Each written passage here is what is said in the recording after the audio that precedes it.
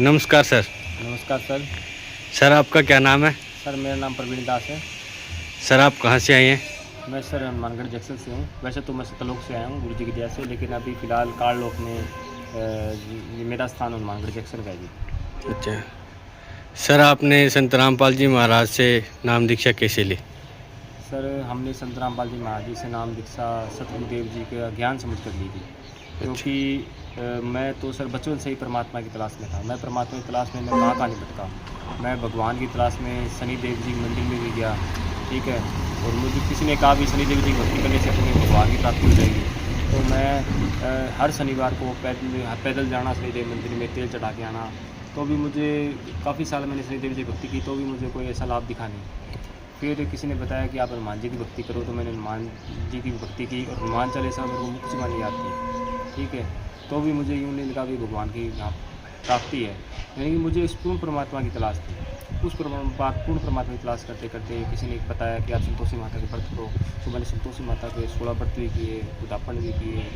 उसके बाद किसी ने बताया आप शंकर की भक्ति करो। ऐसे करते करते भक्ति करते करते किसी ने मेरे को बोला आप ईसा मसीह में जुड़ लो। ईसाई धर्म में मैं 2 साल जुड़ के मैंने भक्ति करके देखी है, लेकिन मुझे वो शांति और वो चीज़ मुझे महसूस नहीं हुई कि वो पूर्ण परमात्मा का जो ज्ञान है वो आत्मा को संतुष्टि नहीं हुई। जब जो मेरा कोई भगत भाई था, अपना कोई यार दोस्त था मंगत नाम से, तो वो जुड़े किसी गुरु से, मेरे को बहुत खुशी हुई कि आपने गुरु बना लिया और आपने नशा पता छोड़ दिया। मुझे इसी चीज़ खुशी हुई। मैं ईसा मसीह में था तो मैं मांस भी खाता था, दारू पीता था, मेरी बुराइयाँ सब थी। तो फिर मैं ये सोचता था कि हम भगवान की भक्ति भी करते हैं और बुराई भी करते हैं, ऐसा कैसे हो सकता है। अभी मांस भी खा रहे हैं, ऊपर से भगवान का नाम भी ले रहे हैं। फिर मेरे दो फ्रेंड ने जब नाम लिया तो मैं उसके पास गया, मुझे बहुत खुशी हुई, आपने गुरु धारण कर लिया, आपने सब दारू मांस मछली छोड़ दी। तो उसने ज्ञान चर्चा की परमात्मा की, तो उन्होंने बताया कि जो आप बाइबल की भक्ति कर रहे हो, आप गलत भक्ति कर रहे हो, ईसा मसीह पूर्ण परमात्मा नहीं है। तो मुझे बड़ा दुख हुआ, कि आप इसमें ईसा मसीह जी के बारे में गलत कैसे बोला, क्योंकि मैं ईसा मसीह को इतनी दिलो जान से मैं मानता था कि अगर मुझे खुद ईसा मसीह जी आगे बोल देना मैं भगवान नहीं हूँ, तो भी मैं इस चीज़ को मैं स्वीकार नहीं कर सकता था। तो वो कहते हैं ईसा मसीह जी भगवान नहीं है, बाइबल में प्रमाण है, मांस खाने का आदेश नहीं है, और परमात्मा पूर्ण परमात्मा जो यानी कि परमात्मा 6 दिन में सृष्टि 7वें दिन तक में जा विराजे, वो परमात्मा निराकार नहीं है। ईसाई धर्म में परमात्मा निराकार मानते हैं और अपने बाइबल में प्रमाण है परमात्मा साकार है। तो मैंने उसको ये बोला कि भाई, उसने इसके अलावा भी मेरे को काफ़ी हिंदू धर्म के ग्रंथ है जैसे भगवद गीता का प्रमाण दिखाए। तो मैंने बोला भाई मुझे भगवद गीता का प्रमाण नहीं चाहिए, मुझे बाइबल का प्रमाण चाहिए, मैं बाइबल को मानता हूँ। तो कहते आप कोई नहीं, बाइबल का प्रमाण गुरुजी दिखाएंगे आपको। तो एक सत्संग चल रहा था गुरुजी का, तो गुरुजी बाइबल खोल खोल के बता रहे थे सारे प्रमाण। तो मुझे विश्वास नहीं हुआ ये गुरुजी बता रहे हैं वो सच है नहीं था। मैंने क्या किया, मैंने मोबाइल में बाइबल डाउनलोड की और उसमें प्रमाण मिलाया। अच्छा, तो प्रमाण मिलाया तो भी मेरे को विश्वास नहीं आया, वो हो सकता है बाइबल निकली। तो मैं घर आया, घर आके मैंने अपने खुद की बाइबल खोल के देखी और जो गुरुजी ने जो प्रमाण मिले थे सेम टू सेम वही प्रमाण मिले। ठीक है, वो प्रमाण मिले, मेरे सर पैर से जमीन हिल गई मेरी भी। और अपने तो इतने टाइम से क्या भक्ति कर रहे थे, काल की भक्ति कर रहे थे। हमें तो पूर्ण परमात्मा की भक्ति करनी चाहिए। पूर्ण परमात्मा तो कबीर साहब है, और उसमें लिखा है बाइबल के अंदर कि परमात्मा साकार है और साथ में कि वो तख्त पे जा विराजा। अगर वो निराकार है तो वो तख्त पे कैसे विराज गया।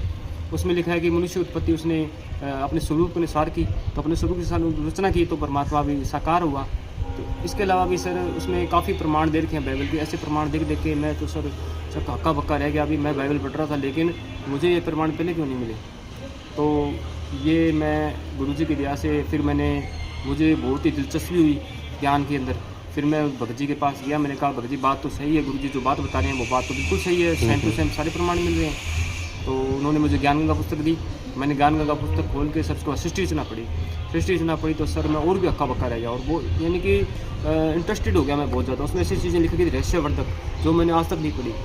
उसमें लिखा था ब्रह्मा विष्णु महेश की उत्पत्ति कैसे हुई, इनके माता पिता कौन है, ऐसे ऐसे रहस्यवर्धक क्वेश्चन, अपने सब सतलोक से आई हुई आत्माएं हैं, ऐसे ऐसे जब मुझे जानकारी मिली तो मुझे धीरे धीरे ज्ञान हुआ। और उसके बाद मैं गुरुजी की दया से संत रामपाल जी महाराज जी से नाम दीक्षा लेके जुड़ा गया। और मुझे फिर मैं संत रामपाल जी महाराज जी से नाम दीक्षा ली, ज्ञान पड़ा। फिर मुझे एहसास हुआ कि यही पूर्ण परमात्मा है, जिस परमात्मा की खोज मैं इतने टाइम से कर रहा था, वो परमात्मा की खोज आज मेरी पूरी हो चुकी है।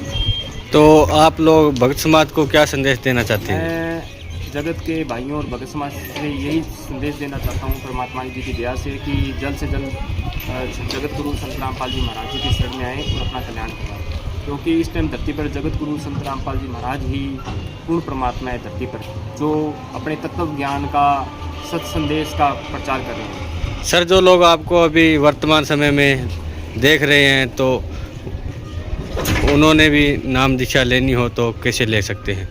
अगर देखो वर्तमान समय जो भी देख रहे हैं तो उनको नाम दीक्षा लेनी है तो जो हमारे जगत गुरु संत रामपाल जी महाराज जी का सत्संग आता है साधना टीवी पे 7:30 बजे, उसके नीचे पीली पट्टी चलती है, उस नंबरों पे आप कॉल कर सकते हो।